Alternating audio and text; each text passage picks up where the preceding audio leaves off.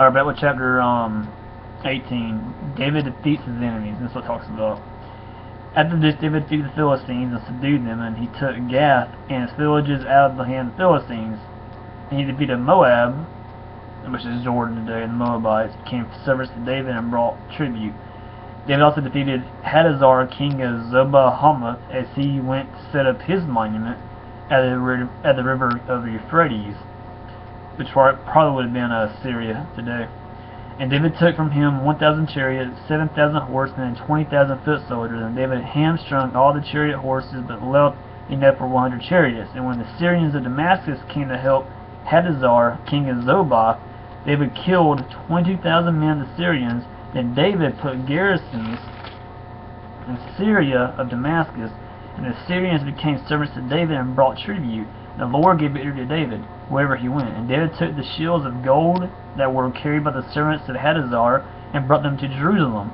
And from Timnath and from Kun, cities of Hadazar, David took a large amount of bronze. With it, Solomon made the bronze sea and the pillars and the vessels of bronze. When Toa, king of Hamath, heard that David had defeated the whole army of Hadazar, king of Zobah, he sent his son Hadarom to King David to ask about his health and to bless him because he had fought against Hadazar and defeated him. For Hadazar had often been at war with two, and he sent all sorts of articles of gold, of silver, and of bronze. These also King David dedicated to the Lord, together with the silver and gold that he had carried off from all the nations from Edom, Moab, and Ammonites, which is Jordan, the Philistines, which is of course the gods of the day, and Amalek. And Abishi, the son of Zeruiah, killed 18,000 Edomites in the valley of Salt. Then he put garrisons in Edom, and also the Edomites became David's servants, and the Lord gave victory to David wherever he went. So, under David, Israel basically took complete control of the Middle East, pretty much. They took control of Jordan, Lebanon, all the way up to Syria. They pretty much controlled the entire Middle East at this time. It says David's administration. So David reigned over all Israel, and has administered justice and equity to all his people, meaning he was equal to everybody. Just thought the government here should be equal to everybody. No one is greater than someone else. Only God is perfect. Man is imperfect because man is sinful. Only God is perfect. So no one is better than anyone else. We're all the same. We're all sinful. We all deserve the wrath of God. But thank God that God came to the man Jesus Christ to die for our sins and rose from the tomb to defeat Satan, sin, hell, and death. So those that He is predestined to save, the elect will be saved. He's chosen. So thank God for that.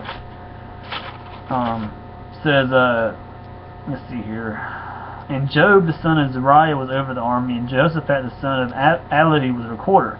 And Zadok, the son of Atub, and Amalek, the son of Abiathar, were priests, and Shavez was secretary. Benaiah, the son of Jehoiada, was over the Cherethites and the Pelethites. David's sons were the chief officials in the service of the king. Yes, that's David's administration. So 18. You also have a map here. They extend David's kingdom from 1010 to 971 BC. David's main battles eventually established Israel as a dominant power in Syria and in Palestine, which is Israel today.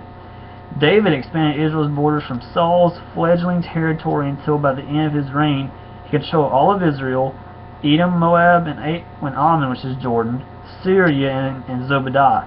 Other kingdoms such as Tyre, which is Lebanon, and Hamath established treaties with him.